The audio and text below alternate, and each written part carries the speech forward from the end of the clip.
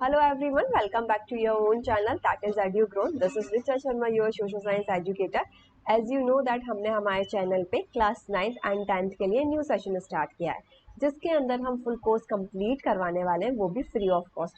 साथ के साथ में ये जो कोर्स है उसको हमने इस हिसाब से डिज़ाइन किया है जिसके कारण आपके फाउंडेशन कोर्स में भी हेल्प मिल सके, या फिर हम बोल सकते हैं आपका एक तरह से बेसिक स्ट्रक्चर तैयार हो सके आपके कोर्स के लिए। एंड एक और गुड न्यूज़ है आपके लिए कि जैसे कि हमें सुनने में आया था कि आप लोगों को नोट्स के रिगार्डिंग बहुत ज़्यादा परेशान होना पड़ता है, राइट।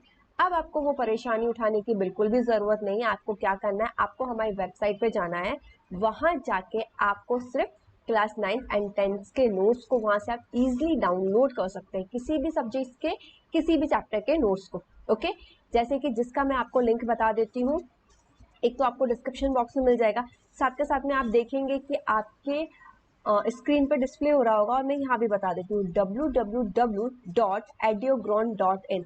इस पे आप जाएंगे, यहाँ जाके आप easily class 9th and 10th के किसी भी सब्जेक्ट्स के किसी भी चैप्टर के नोट्स को आप इजीली डाउनलोड कर सकते हैं, वो भी फ्री ऑफ कॉस्ट में। And one more important thing to you, ये थी आपके लिए एक इम्पॉर्टेंट थिंग। इसके अलावा मैं आपको पता ही होगा कि आई होप कि आपने मेरा वीडियो चेक करा होगा, शेड्यूल चेक करा होगा, जिसके अंदर आपको पता है मैं आपको सोशल साइंस पढ़ा रही हूँ। MWF में मैं क्लास 9th को पढ़ाती हूँ, MTTS में क्लास 10 को सोशल साइंस पढ़ाती हूँ, राइट। जैसे कि आपको पता है आज क्या है, आज ट्यूसडे, तो आज किसका टर्न है, क्लास 10th का टर्न है, जिसके अंदर सोशल साइंस का ज्योग्राफी सब्जेक्ट चल रहा है, एंड उसका हम चैप्टर नंबर 2 पढ़ रहा है, जिसका नाम है आपका wild life and forest resources. Okay, तो हम देखेंगे, इसके बारे में पढ़ेंगे। इसके पहले के प्रीवियस लेक्चर के अंदर मैं मैक्सिमम सारा चैप्टर जो है वो कवर करवा चुकी हूँ। आज मैं सिर्फ फॉरेस्ट और वाइल्ड लाइफ के रिगार्डिंग आपके जो आंदोलन है, मूवमेंट्स है, उनके बारे में मैं आपको आज बताने वाली हूँ स्पेशली।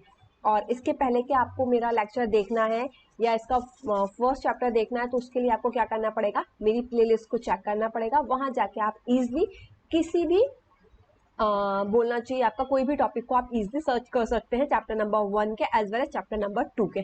तो स्टार्ट करते हैं हमारे आज का लेक्चर को स्टार्ट करने से पहले मैं आपसे एक छोटी सी रिक्वेस्ट करना चाहूंगी। अगर आप मेरे चैनल पे नए हैं तो प्लीज मेरे चैनल को मेरे चैनल को सब्सक्राइब कीजिएगा, साथ के साथ प्रेस कीजिएगा बेल आइकन, जिसके कारण आपका कोई भी वीडियो मिस ना हो सके, आपको पहले से नोटिफिकेशन मिल जाएगी, तो आप तैयार रहेंगे, राइट। और अगर आपको लगता है ये वीडियो आपके लिए यूजफुल था, आपको समझ में आया, तो आपको क्या करना है, मेरे वीडियो को लाइक कमेंट एंड शेयर करना है अपने फ्रेंड्स के साथ। सो स्टार्ट करते हैं हमारे आज के लेक्चर को।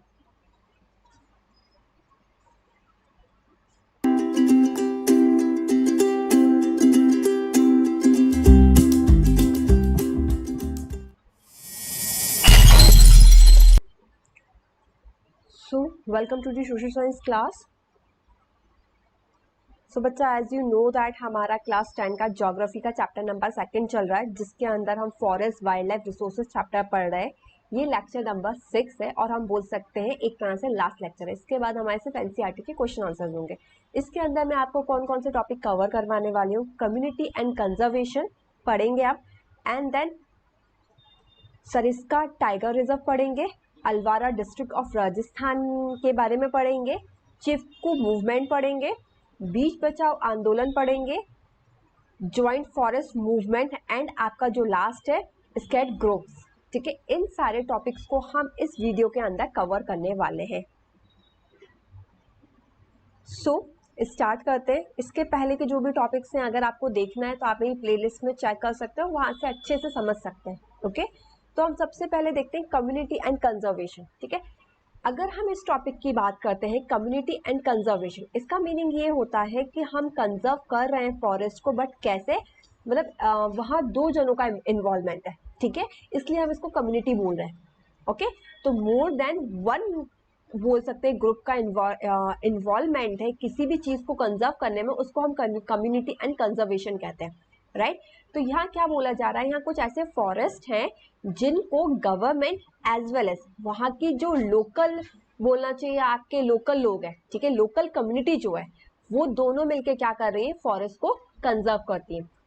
एंड इसमें हम देखेंगे कि ये जो कम्युनिटी वाले जो लोग होते हैं उनको क्या बेनिफिट होता है, वो इसको कंजर्व करने के लिए क्यों तैयार होते हैं, एंड गवर्नमेंट का क्या रोल है। गवर्नमेंट का रोल है वी कैन अंडरस्टैंड, ठीक है, बट कम्युनिटी वाले क्यों करते हैं, ओके ये सारी चीज है। Now conservation strategy are not new in our country. अब यहाँ क्या बोला जा रहा है आपसे कि जो आपका कंजर्वेशन स्ट्रेटेजी है वो हमारी कंट्री के लिए न्यू नहीं है, राइट? क्योंकि आपने रिसोर्सेज के अंदर भी हमने conservation of resources and all पढ़ा था, तो इसलिए बोला जा रहा है जो हम कंजर्व करने वाली स्ट्रेटेजी को यूज करते हैं वो हमारी कंट्री के लिए क्या नहीं है, न्यू नहीं है। The forest are also home to some of the traditional community. और क्या बोला जा रहा है, जैसे हमारे खुद के घर होते हैं, हम कहीं सिटीज में रहते हैं, वैसे ही कुछ ट्रेडिशनल कम्युनिटी होती है। ओके मतलब कोई ट्राइबल्स जो लोग होते हैं वो लोग होते हैं, उनके लिए उनका घर क्या है, फॉरेस्ट है, वो फॉरेस्ट में रहते हैं, तो उनके लिए उनका घर क्या है, फॉरेस्ट है। Local community are struggling to conserve their habitat along with government official to secure their long term livelihood। ठीक है, तो ये क्या करते हैं, वहाँ की जो लोकल कम्युनिटी होती है ना वो स्ट्रगल करती है। ठीक है, स्ट्रगल करती है किसको लेके, कि उनके जो हैबिटेट्स हैं उनको कंजर्व कर सके, वो भी करेगी, साथ के साथ में वो गवर्नमेंट की भी क्या करती है, हेल्प लेती है, जिसके कारण जो उनका लाइवलीहुड जो है वो और लॉन्ग टाइम तक क्या कर सके, चल सके। Got it everyone? तो ये कम्युनिटी वाले लोग हैं ना, एक तो ये लोग ऑब्वियसली बात है उनका खुद का वहाँ का घर है, वो खुद का लाइवलीहुड को और अच्छे से मतलब बोलना चाहिए लॉन्ग टर्म तक के लिए चलाना चाहते हैं। साथ के साथ में ये लोग जो हैं वो क्या करते हैं, कुछ कम्युनिटीज ऐसी होती हैं जैसे कि आपने सुना होगा कि सोशल वर्कर्स होते हैं जिनको है ना बोलना चाहिए एक तरह से उनका इंटरेस्ट होता है, ठीक है, या फिर वो सोशल वेलफेयर करते हैं, सोशल वर्क करते हैं, सिर्फ ह्यूमन के लिए नहीं वाइल्ड लाइफ के लिए भी करते हैं, और एनिमल बोलना चाहिए एनिमल फॉरेस्ट इनके लिए भी करते हैं, जिसके कारण वो क्या हो सके, प्रोटेक्ट हो सके। मतलब हम एक तरह से बोल सकते हैं वो निस्वार्थ सेवा जो होती है लाइक दैट, इस टाइप का वो काम करते हैं। ठीक है, उसके लिए उन्हें ऐसा नहीं है कि कोई पेमेंट एंड ऑल देती है गवर्नमेंट, बट वो उनका एक तरह से हम बोल सकते हैं इंटरेस्ट है, उनका शौक है, राइट? अब इसके अंदर जो हम फर्स्ट देखेंगे, आपको समझ में आया कम्युनिटी एंड कंजर्वेशन क्या होता है, जब गवर्नमेंट एज वेल एज वहाँ की जो लोकल कम्युनिटी मिलके किसी भी बोलना चाहिए एक तरह को फॉरेस्ट को क्या कर रही है, प्रोटेक्ट कर रही है, कंजर्व कर रही है, उसको हम कंजर्व एंड कम्युनिटी रिसोर्सेज बोलते हैं। अब इसके अंदर जो आपका फर्स्ट है वो है सरिस्का टाइगर रिजर्व। ओके, अब हम सरिस्का टाइगर रिजर्व के बारे में पढ़ेंगे। तो in Sariska tiger reserve Rajasthan villager has fought against mining by setting the wildlife protection act. यहाँ क्या बोला जा रहा है बच्चा, यहाँ आपसे ये बोला जा रहा है एक्चुअली में राजस्थान के अंदर एक सरिस्का टाइगर रिजर्व है। ओके, वहाँ क्या किया गवर्नमेंट ने, माइनिंग के लिए परमिशन दे दी। ओके, जब वहाँ माइनिंग के लिए परमिशन दे दी गई तो फिर क्या हुआ, वहाँ की जो विलेजर्स थे उनने उस चीज के लिए क्या किया, अगेंस्ट गए, उसके अगेंस्ट उन्होंने फाइट की। ओके, जिसके अंदर उनका कहना क्या था, उनका कहना ये था कि यहाँ ये रिजर्व है एक तरह से, यहाँ आप क्या नहीं कर सकते हो, यहाँ आप माइनिंग की एक्टिविटी नहीं कर सकते हो, क्योंकि माइनिंग की एक्टिविटी करने के कारण यहाँ की वाइल्ड लाइफ पे क्या होगा, असर होगा उसका। ओके, वहाँ बहुत सारे टाइगर्स एंड ऑल है, तो उसकी उनके ऊपर क्या होगा, असर होगा, इसलिए आप ऐसा नहीं कर सकते। उनने क्या बताया, उनने किसके थ्रू बताया, वहाँ के जो लोग थे उनने वाइल्ड लाइफ प्रोटेक्शन एक्ट के बारे में उन लोग को याद दिलाया, बताया कि वाइल्ड लाइफ प्रोटेक्शन एक्ट होता है, उसके अकॉर्डिंग आप यहाँ माइनिंग नहीं कर सकते। Got it? तो फर्स्ट पॉइंट आपको समझ में आया। सरिस्का टाइगर रिजर्व जो है, एक तो सबसे पहले अगर आपसे पूछा जाता है सरिस्का टाइगर रिजर्व कहाँ है, आपका राजस्थान में। ओके, वहाँ के जो विलेजर्स हैं उनने क्या किया, फॉट किया, लड़ाई की, किसके अगेंस्ट, माइनिंग के अगेंस्ट। ओके, और क्या बताया उन्होंने, वाइल्ड लाइफ प्रोटेक्शन एक्ट बताया कि इसके अकॉर्डिंग आप ऐसा नहीं कर सकते हो, यहाँ माइनिंग नहीं कर सकते। Okay, now second point, in many areas villagers themselves are protecting habitat and splitting rejecting government involvement। और बहुत सारी जगह में ये भी देखा गया जो विलेजर्स थे वो खुद ही अपने हैबिटेट को क्या कर रहे थे, प्रोटेक्ट कर रहे थे, और जो गवर्नमेंट का इन्वॉल्वमेंट है उसको क्या कर रहे थे, वो रिजेक्ट कर रहे थे। Got it? वो बोल रहे थे ये जो आप कर रहे हो, ये आप जो ये माइनिंग एंड ऑल लेके आए हो वो गलत है, क्योंकि यहाँ वाइल्ड लाइफ प्रोटेक्शन एक्ट का जो है वो यहाँ चलेगा। क्यों? क्योंकि वहाँ रिजर्व था, टाइगर रिजर्व था, इसलिए। Got it everyone? समझ में आया आपको? बहुत सारे एरिया में क्या हुआ, in many areas villagers themselves are protecting habitat. वो खुद से ही, जो विलेजर्स थे वो खुद से ही क्या कर रहे थे, प्रोटेक्ट कर रहे थे हैबिटेट को, स्प्लिटली रिजेक्टिंग गवर्नमेंट इन्वॉल्वमेंट, ठीक है, जो भी गवर्नमेंट का इन्वॉल्वमेंट है ना उसके अकॉर्ड उसके बोलना चाहिए उसको रिजेक्ट करने के लिए, ओके, क्योंकि गवर्नमेंट का काम ही यही होता है ना कि वो, ऑब्वियसली बात है गवर्नमेंट की गलती भी होती है और एक तरह से बोल सकते हैं कि अब कुछ कंडीशंस भी ऐसी आ जाती हैं क्योंकि अब जैसे पॉपुलेशन बढ़ रही है, चीज़ें बढ़ रही हैं, तो वो अब भले ही गवर्नमेंट ने एक्ट तो बना दिया है लेकिन जब उसको लगता है कि इससे कुछ डेवलपमेंट होगा तो उसके लिए वो फिर क्या करता है, गवर्नमेंट क्या करती है, थोड़े से एक्ट को नहीं मानती है एंड वो वहाँ माइनिंग एंड ऑल करना स्टार्ट कर देती है। बट वहाँ के जो लोग हैं अगर वो बोलना चाहिए एक तरह से अवेयर है तो वो इसके अगेंस्ट जा सकते हैं, ठीक है। जैसे कि यहाँ के जो विलेजर्स के लोग थे, सरिस्का टाइगर रिजर्व के यहाँ के जो विलेजर्स थे, वहाँ के जो लोग थे इस विलेज के, वो बहुत ज्यादा अवेयर थे रिगार्डिंग वाइल्ड प्रोटेक्शन एक्ट, तो उनने गवर्नमेंट के खिलाफ क्या कर ली, एक तरह से बोल सकते हैं जंग छेड़ दी, ओके। इसका मतलब ये नहीं मारा पीटी स्टार्ट कर दी नॉर्मली। नाउ इसके बाद फिर से एक और केस है जो राजस्थान में ही देखने को मिला है, अलवर डिस्ट्रिक्ट में, ठीक है। अलवर जो डिस्ट्रिक्ट है आपका एक तरह से राजस्थान में ही आपको देखने को मिलेगा, ठीक है।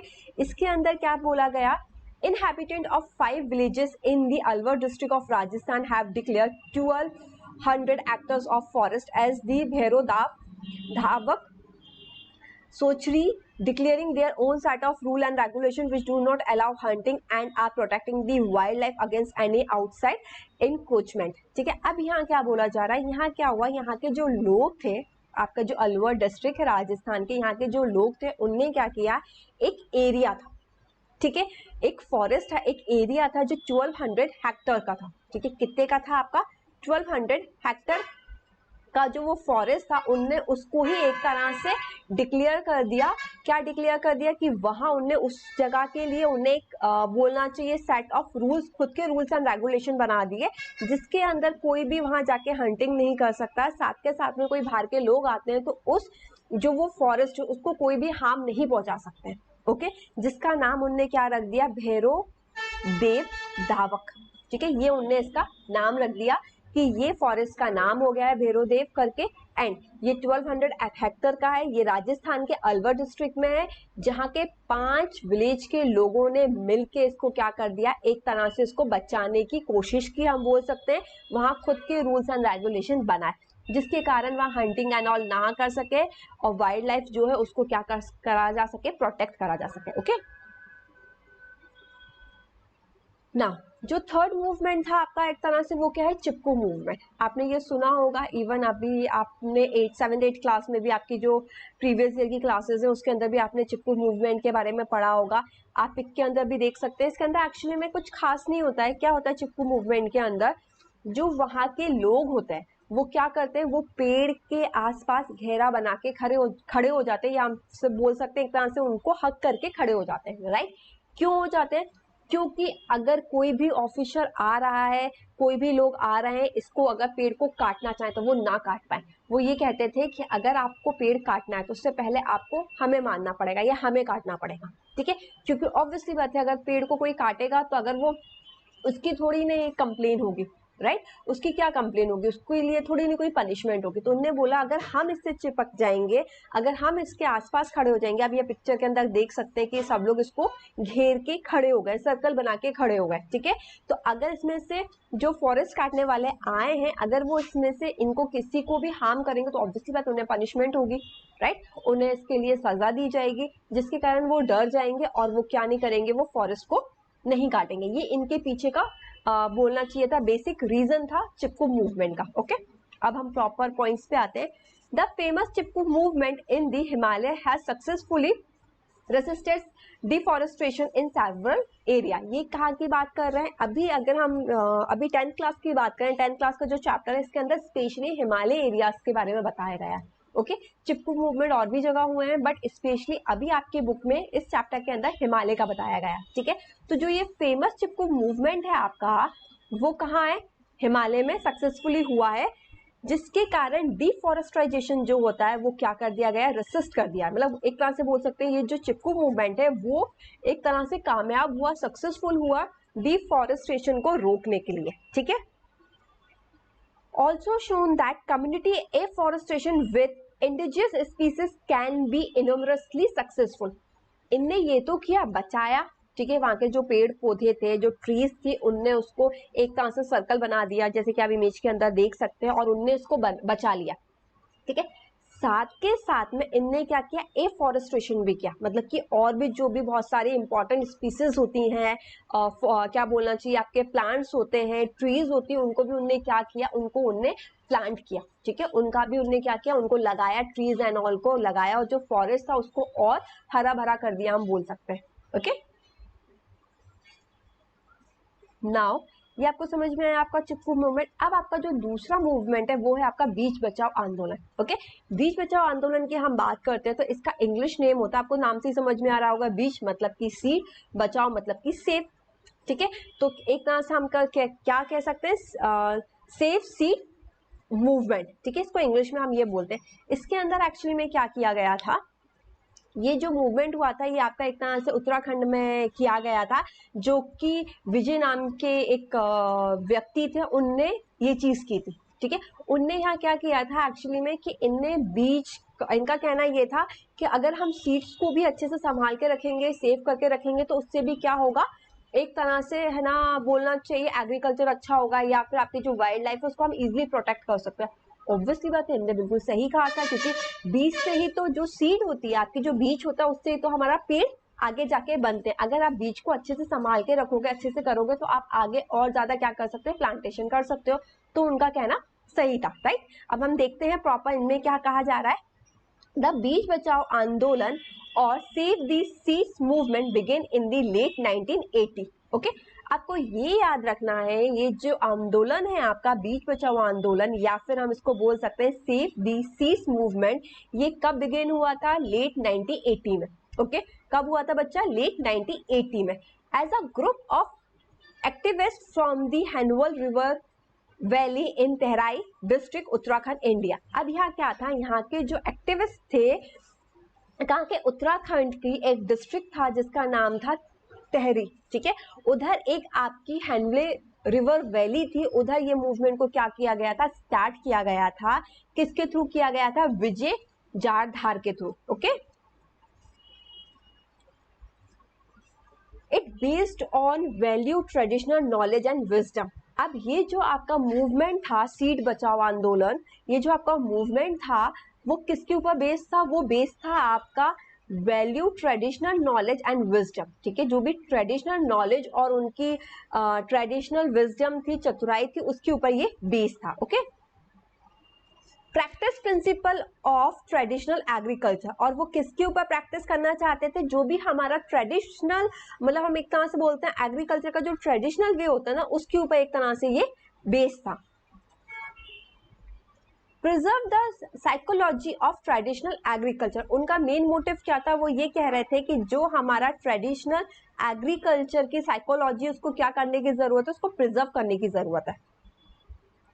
The motive is conserve forest, और इनका मेन मोटिव क्या था, ऑब्वियसली बात है, फॉरेस्ट को कंजर्व करना। इनका कहना ये था एक तरह से कि अगर आप सीड्स को बचाओगे, उसको सेफली रखोगे, और किसके बेसिस पे, हम बोल सकते हैं आपके जो ट्रेडिशनल नॉलेज और विजडम है उसके बेसिस पे, या आप बोल सकते हैं आपका जो ट्रेडिशनल एग्रीकल्चर की प्रिंसिपल है उसकी हम प्रैक्टिस करें, या फिर जो भी आपका ट्रेडिशनल एग्रीकल्चर है उसको, साइकोलॉजी को अगर हम प्रिजर्व करके रखें, इन सब चीजों से करेंगे, तो जो आपके बीज हैं, जो आपके सीड्स हैं, वो क्या हो सकते हैं, वो आपके सेव हो सकते हैं। और इसके कारण क्या होगा, जो आपका फॉरेस्ट है उसको हम कंजर्व कर सकते हैं। ठीक है, उनका जो मेन मोटिव था वो क्या था, कंजर्व फॉरेस्ट। तो अगर आपसे पूछा जा सकता है, एक तो ये पूछा जा सकता है आपका कि बीज बचाओ आंदोलन जो था वो कौन से स्टेट में था, तो आपको पता होना चाहिए उत्तराखंड। ठीक है, दूसरी चीज आपसे पूछी, डिस्ट्रिक्ट का नाम भी मे भी हो सकता है पूछ लिया जाए, तो तेराई आपकी हो गया। इसके अलावा आपको वैली का नाम पूछ लिया जाए तो हैनवे रिवर वैली हो गया।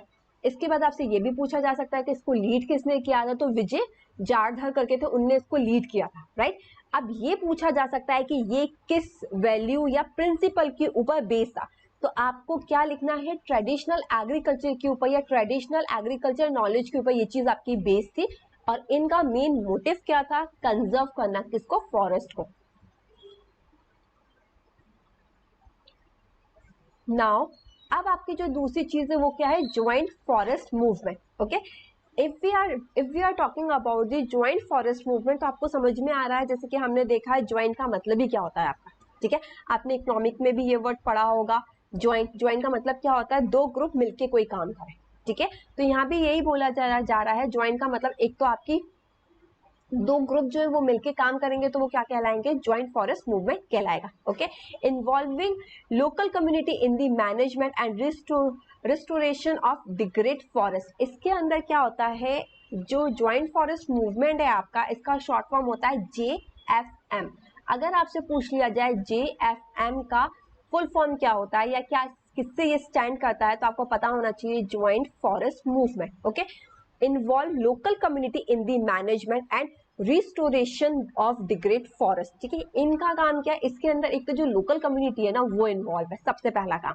ठीक है, आपको क्या याद रखना है, जो लोकल कम्युनिटी है ना उसका इन्वॉल्वमेंट है। दूसरी चीज इनका काम क्या है, जो फॉरेस्ट डिग्रेड हो गए हैं उसको रिस्टोर करना। ठीक है, उसको मतलब जो खराब हो रहे हैं उनको क्या करें, हम रिस्टोर कर सके। नाउ ये कहाँ हुआ था, अगर हम बात करें आपकी JFM की, तो ये सबसे पहले आपका उड़ीसा स्टेट में हुआ था। ठीक है, आपसे पूछा जा सकता है कि JFM सबसे पहले कौन से स्टेट में हुआ था, तो उड़ीसा में हुआ था 1988 में। ओके बच्चा, तो हम बोल सकते हैं इन 1988 state of Orissa pass first resolution for JFM। Orissa ने सबसे पहला रेजुलेशन पास किया था 1988 में, किसके रिगार्डिंग, JFM के रिगार्डिंग। ओके,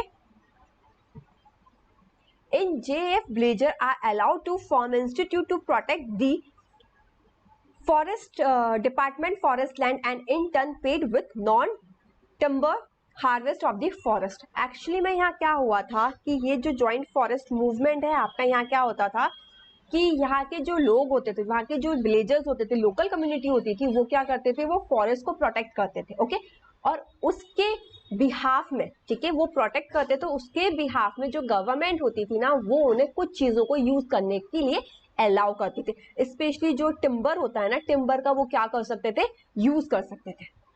ओके, मतलब हम एक तरह से बोल सकते हैं, जैसे कि आपने ना देखा होगा बाटर सिस्टम जो होता है, ठीक है, जैसे कि पुराने जमाने में होता था बाटर सिस्टम का, आपका यूज होता था कि कुछ गुड हम आपको देंगे, कुछ आप हमें दोगे, ठीक है, लाइक दैट। तो उसमें भी यही होता था कि गवर्नमेंट क्या करेगी, इन्हें उस फॉरेस्ट में से जो भी कुछ चीजें उनका वो यूज कर सकते हैं, और फॉरेस्ट के, या फिर हम बोल सकते हैं जो विलेजर्स है उनका काम क्या है, वो उनके लिए प्रोटेक्ट करेंगे। ठीक है, तो एक हाथ लेना दूसरे हाथ देना वाला यहाँ काम था।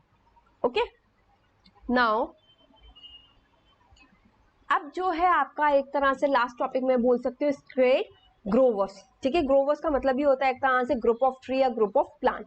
ठीक है, नाउ इसके अंदर हमें ये देखने को मिलेगा, एक्चुअली में आपने देखा होगा कि बहुत सारे ट्रीज या बहुत सारे आपके एनिमल्स ऐसे होते हैं जिन्हें लोग बाग एक तरह से जिनकी वर्शिप करते हैं। ठीक है, जिनकी बहुत मान्यता होती है, जिन्हें बहुत मानते हैं, और उस वर्शिप के कारण, या फिर बोलना चाहिए कि उन्हें ये लगता है कि अगर हमने इन्हें काटा या हमने इन्हें ना कुछ हार्म पहुंचाया तो उसके कारण हमें बोलना चाहिए कि भगवान से मतलब भगवान की पनिशमेंट एंड ऑल मिलेगी। वो उस चीज से डरते हैं जिसके कारण वो इनको हार्म नहीं पहुंचाते हैं बल्कि प्रोटेक्ट करते हैं। ठीक है, तो अगर हम प्रॉपर डेफिनेशन पे आए तो क्या बोलेंगे, nature worship is an age old tribal belief based on the premises that all creation of nature have to be protected. ठीक है, आपने हिस्ट्री के अंदर भी आपने एंशिएंट हिस्ट्री एंड ऑल पढ़ा होगा 6th क्लास में, आपने तब भी आपने देखा होगा, उसके अंदर आपको बताया गया होगा कि ये जो आपका पुराने जमाने में भी क्या होता था, जो नेचर की चीजें, ठीक है, जैसे कि आपका सन हो गया, एज वेल एज आपका बहुत सारे प्लांट्स हो गए, ट्रीज हो गए, कुछ एनिमल्स हो गए, आपके रिवर्स हो गए, उनको क्या माना जाता था, उनको एक तरह से भगवान की तरह पूजा जाता था। ठीक है, नेचर की क्या की जाती थी, वर्शिप की जाती थी। ये अभी नहीं, ये बहुत पुराना बिलीफ चला हुआ आ रहा है। Got it?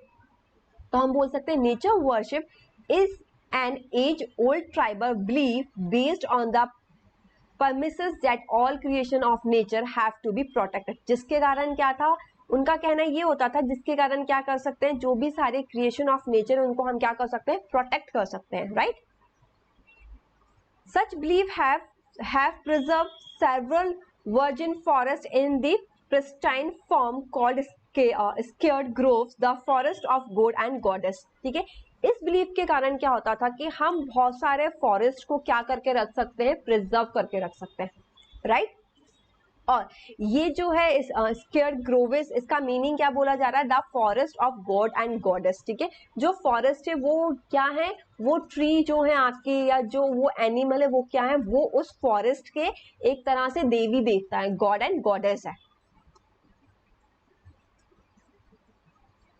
These patches of forest or part of large forest have been left untouched by the local people and any interference with them in band, ठीक है। जिसके कारण अब वो उनकी एक तरह से बोल सकते हैं, एक तरह से हम बोल सकते हैं कि उनकी क्या जुड़ गई, इमोशनल, मतलब इमोशनली वो उससे क्या अटैच्ड है, राइट। रिलीजियसली इमोशनली वो क्या अटैच्ड है इसके, जिसके कारण ऑब्वियसली बात आपने सुना ही होगा कि अगर कोई भी चीज रिलीजियसली अटैच होती है तो उसके कारण गवर्नमेंट भी क्या नहीं कर सकती, कुछ नहीं कर सकती है उसका, राइट। तो इसी के कारण जो बहुत सारा बहुत बड़ा पार्ट ऐसा है बोलना चाहिए फॉरेस्ट का जो अभी तक अनटच्ड है, जिसको लोकल पीपल भी उनको नहीं काटते हैं या उन्हें उनकी छेड़खानी नहीं करते, साथ के साथ में कोई और भी नहीं कर सकता, उसके लिए भी क्या करके रखा गया है, बैन करके रखा गया है। ओके, अब क्या बोला जा रहा है, बहुत सारी जगहों में बताया जा रहा है कहाँ कहाँ कौन कौन सी चीजें क्या होती हैं आपकी, मतलब ट्रीज को पूजा जाता है, ठीक है। अगर हम छोटा नागपुर की बात करें तो वह महुआ करके एक आपका पेड़ होता है, ठीक है, उसकी वर्शिप की जाती है, ठीक है। इसके अलावा कदम का एक पेड़ होता है, राइट, कदम का एक ट्री होती है, उसकी क्या की जाती है, वर्शिप की जाती है। नाउ इसके अलावा बहुत सारे आपने देखे होंगे मैंगो ट्रीज होते हैं आपकी, ठीक है। इसके अलावा टर्मिंट की ट्रीज होती हैं, और इसके अलावा आपने क्या बोलते होंगे वो बरगद का पेड़, पीपल का पेड़, तुलसी का पेड़, आपने देखा होगा। ये सारी चीजें जो होती हैं वो पूजनीय होती है, उनकी लोग बाग क्या करते हैं, वर्शिप करते हैं, ठीक है। उनका बहुत ज्यादा महत्व माना जाता है और उसको इसलिए लोग बाग क्या करते हैं, लगाते हैं। इवन अपने घर में भी तुलसी आप देखोगे कि सबके घर में लगी मिलती है, राइट, बिकॉज क्योंकि उसकी पूजा की जाती है। ओके, तो ये लोगों का बिलीफ है, आपने कभी नहीं देखा होगा कि लोग बाग तुलसी को उठा के फेंक देंगे। ओके, तो जिसके कारण क्या होता है, एक तरह से हम बोल सकते हैं जो इन बिलीफ के कारण जो हमारी सोसाइटी है या हमारे फॉरेस्ट वो भी अभी क्या है, बचे हुए हैं। ओके, जैसे कि मैं आपको ऑलरेडी बता चुकी हूँ, बहुत सारे पीपल या बरगद मतलब कि बनियान की जो ट्रीज होती हैं, ये सारी चीज़ों पूजी जाती हैं आपकी। इसके अलावा क्या बोला जा रहा है, Indian society comprise several culture each with its own set of traditional method of conserving nature and its creation। इसके अलावा जो इंडियन सोसाइटी है उसमें ऐसे बहुत सारे कल्चर हैं या ट्रेडिशनल मेथड्स हैं, ठीक है, जिनके थ्रू हम क्या कर सकते हैं, एक तरह से नेचर को कंजर्व कर सकते हैं, ठीक है। तो ये चीज़ अच्छी है ना कि ये चीज़ बनाई इसलिए ही गई थी। ओके, जो हमारे बोलना चाहिए पूर्वज थे ना, वो बहुत इंटेलिजेंट हुआ करते थे, उन्हें पता था कि कुछ टाइम बाद अगर ऐसी टेक्नोलॉजी आएगी तो लोग बाग इसका मिसयूज करेंगे। तो उनने कुछ ट्रीज एंड ऑल को, जो कि स्पेशली बहुत ज्यादा ऑक्सीजन देती हैं, जो बहुत ज्यादा यूजफुल होती हैं मेडिसिन के बेसिस पे, या फिर ऑक्सीजन उनमें से बहुत ज्यादा होता है, तो उनने उन ट्रीज को क्या कर दिया, एक तरह से वर्शिप के लिए रख दिया। तो जिसके कारण लोग बाग क्या करेंगे, डर के कारण भी उसको नहीं करेंगे, क्योंकि लोग बाग क्या होता है कि ऑब्वियसली बात है, लोग बाग थोड़ा सा डरते भी, अगर हमने ऐसा किया तो कहीं ऐसा ना हो हमें कुछ गलत हो जाए हमारे साथ, लाइक दैट, ठीक है। तो हमारे ये सारे कंसेप्ट भी बहुत ज्यादा चलते हैं। तो इसके एक तरह से देखा जाए तो ये चीज अच्छी है ना, जिसके डर के कारण क्या होगा, हमारा नेचर तो बचा रहेगा, हमारा जो फॉरेस्ट है वो तो हम कंजर्व कर पाएंगे, right. Scarce quality are often ascribed to spring, mountain, peak, plant and animal which are closely protected, ठीक है। और ये सिर्फ ट्री के अंदर ही देखने को नहीं मिलेगा, आपको देखने को मिलेगा आपका माउंटेन पीक से, प्लांट्स है, एनिमल है, सबके अंदर, ठीक है। आप देखना कि वैसे तो नॉर्मली लोग बाग है ना, कुछ भी कर दे, बंदर आएगा तो भगा देंगे एंड ऑल, लेकिन जब आप किसी तीर्थ स्थान पे जाते हैं आपको बंदर मिलेंगे तो लोग उन्हें खाना खिलाते हैं, सब कुछ करते हैं, उनको मारते नहीं है, ठीक है। गाय को जैसे पूजा जाता है, ऐसे ही उनके कारण क्या होता है कि अभी उनके दिमाग में वो बात बैठी हुई है कि वो चीज क्या है, पूजनीय है, वो भगवान का प्रतीक है, जिसके कारण हम उसको क्या ना करें, उनको हार्म ना करें, जिसके कारण आपका फॉरेस्ट तो कंजर्व हो ही रहा है, साथ के साथ में वाइल्ड लाइफ भी क्या हो रहा है, आपका कंजर्व हो रहा है। और हम बोल सकते हैं जैसे कि रिवर एंड ऑल, जिसको बहुत ज्यादा माना जाता है, जैसे गंगा हो गई आपकी, इन सबको बहुत ज्यादा, नर्मदा हो गई, तो इन सबको बहुत ज्यादा पूजा जाता है। तो इनको क्या करा जाता है, इनको इतना हार्म नहीं पहुंचाया जाता है, क्योंकि लोग बाग डरते हैं इस चीज से। ओके, सो बच्चा, आई होप, नहीं, इससे पहले आपका एक और बच गया है, you will find the troops of macaque and langur around many temples. जैसे कि मैं आपको बता ही चुकी हूँ ऑलरेडी कि आपने बहुत सारी जगह देखा होगा कि है ना, लंगूर एंड ऑल टेम्पल्स के इधर देखने को मिलते हैं, ठीक है। और उनको क्या किया जाता है, उनको फीड करवाया जाता है, क्योंकि वो एक तरह से टेम्पल, वो भी एक तरह से पार्ट ऑफ टेम्पल डिवोटीज होते हैं इसलिए। ओके एंड इसके अलावा आपका क्या बोला जा रहा है, इसके अलावा आपकी है ना चीज़ें बताई जा रही है, कहाँ कहाँ कौन कौन सी जगह में कौन कौन से एनिमल आपके इम्पोर्टेंट होते हैं, ठीक है। Bishnoi villages in Rajasthan, herd of blackbuck, ठीक है। चिंकारा जिसको बोलते हैं उसका वहाँ बहुत ज़्यादा पूजिए जाता है। आपका नीलगाई, पिकॉक, ये सारी चीज़ें क्या है, एक तरह से इंटरनल पार्ट है किसका, कम्युनिटी का, जिसको कोई भी हार्म नहीं पहुंचाता, ठीक है। पिकॉक हो गई आपकी, और नीलगाई हो गई आपकी, ब्लैक बक हो गया आपका, ये सारी चीज़ें क्या है, ये अलग अलग जगह की इंपॉर्टेंट पार्ट है या कम्युनिटी का इंटीग्रल या इंपॉर्टेंट पार्ट है किसी भी कम्युनिटी का, जिसके कारण वो भी हार्म नहीं पहुंचाते एज वेल एज किसी और को भी हार्म नहीं पहुंचाने देते हैं। ओके सो आई होप बच्चा आपको आज का लेक्चर समझ में आया होगा, जिसके अंदर मैंने आपको हर चीज़ क्लियर कर दी, राइट। सारे आपके जो भी आंदोलन थे हमने वो देख लिए, और कैसे हम क्या बोलते हैं, कैसे लोग बाग किस चीज़ को वर्शिप करते हैं नेचर की, जिसके कारण वो भी एक तरह से हमारे लिए अच्छा ही है, क्योंकि हमारा नेचर क्या होता है, कंजर्व होता है, राइट। आई होप आपको आज का लेक्चर समझ में आया होगा, as well as you know that हमारा चैप्टर ही कंप्लीट हो गया है। तो मैं ये उम्मीद करती हूँ आपको आज का पूरा चैप्टर समझ में आया होगा, राइट। अगर इसके बाद भी आपको लगता है कोई डाउट है या आपको कोई चीज़ समझ में नहीं आई है, तो आपको क्या करना है, आपको सिर्फ मुझे छोटा सा कमेंट करना है कि ये टॉपिक मैम समझ में नहीं आया, तो आप हमें फिर से एक्सप्लेन कर दीजिए, तो मैं आपको वो टॉपिक फिर से एक्सप्लेन कर दूंगी। ओके अब जो हम हमारे नेक्स्ट लेक्चर में मिलेंगे, जिसके अंदर मैं आपको एनसीईआरटी के क्वेश्चन आंसर्स को एक्सप्लेन करूंगी। Okay so bye bye, take care, मिलते हैं हमारे नेक्स्ट लेक्चर के अंदर। जब तक आप अपना ख्याल रखिए और जो चैप्टर हमने कंप्लीट कर लिए उनका रिवाइज करिए। Okay so bye bye, take care.